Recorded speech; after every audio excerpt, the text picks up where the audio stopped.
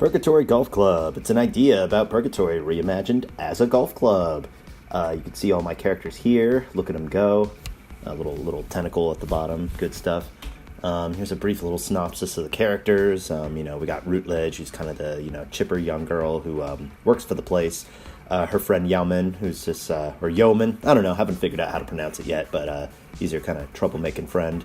Oak Tree does not appear in this sketch, so he's I'll talk about him some other day. And Jim is the antagonist. He runs the whole place. Let's get to the story. Okay, so we have, the whole shot of the whole course. We have a guy falling out of the river Styx in the sky. Woo, down he goes, and splat! Alright, we got the scary-looking dude, and we got Routledge saying, hey, you know how Purgatory works. Some people go up, some people go down. And looks to me, sorry to say, but today is not your lucky day. You're going to hell.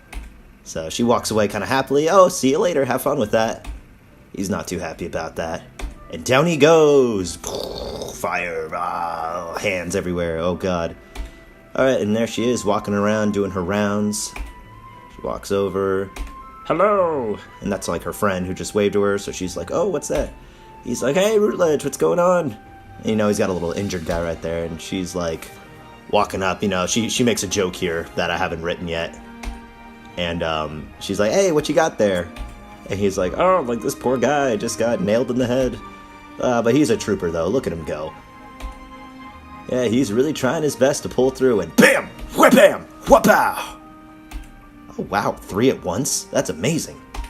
So, then the paramedic guys carry him away. And he's like, wow, yeah, what a day.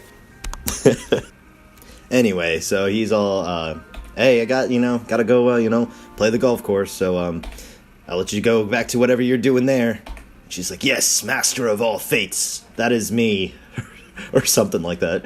He's like, okay, and, she's all getting all proud of herself. Goodbye, he leaves, and, she's waiting. Oh, who's next on my list? And it is him, it is the friend that has just walked away. Kind of a brief moment of, oh God, oh my God, zoom, run away. And now we're running into Act 2. Scene change, we have our guy sleeping here next to a tree.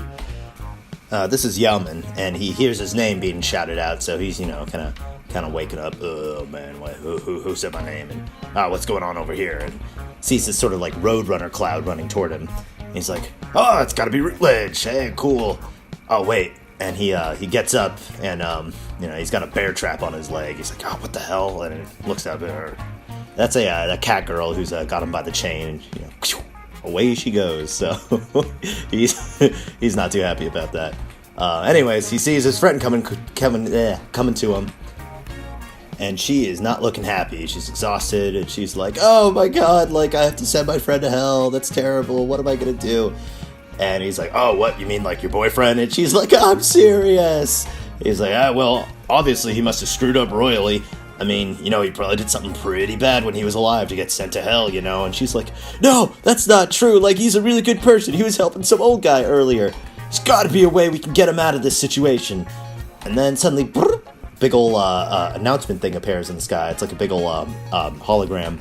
And this is Jim, and he's kind of, the groundskeeper, and he's, like, making announcements like, hey, for all y'all's taking a leak in the pool, or the lake, stop doing that, please.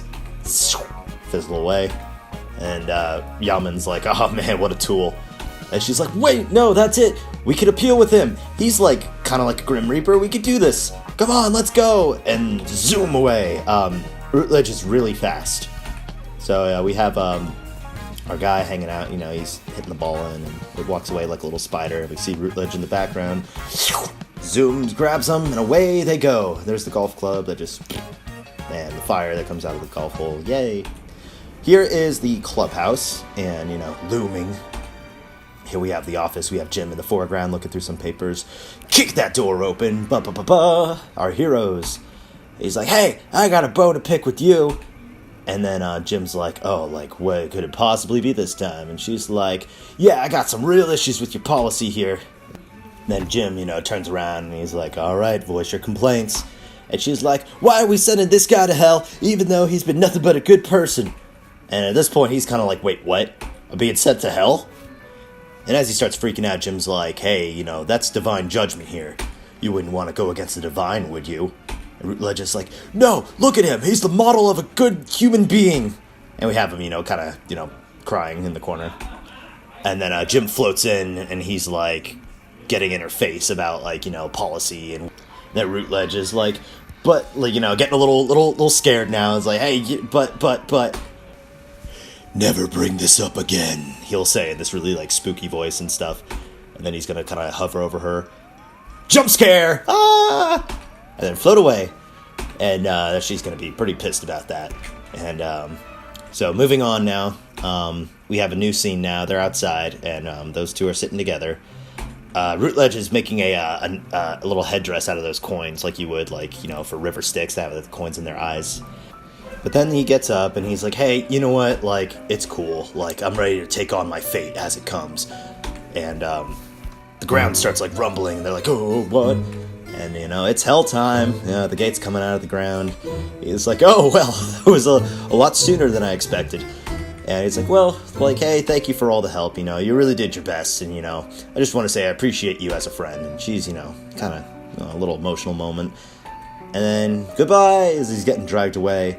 And in a brief moment, she's like, wait, like, you didn't actually do anything, did you? And he's like, yeah, funny thing about that is, I actually did. I used to be part of a really strict faith. There was one rule you weren't supposed to break that I broke many, many times. And she's like, what? What was it? He's like, well, you see, I had a illicit love affair with my one true love, Right Handula. And that's his, there's his hand with a little makeup face on it. Gate comes down, and yeah, away it goes, and you can tell she's not satisfied with that at all. Yauman comes in, he's like laughing at him, like, what a loser. But then, you know, his friend's sad, so he's like, hey, you know what, I caught up with those cat girls trying to take me down, and got a bunch of those bear traps. If you're interested, we could lay them all around Jim's office. She's like, can I get the one on the chair? Let's go! And then they run off together to the mansion to do their shenanigans. And that's the end of the story. Yay.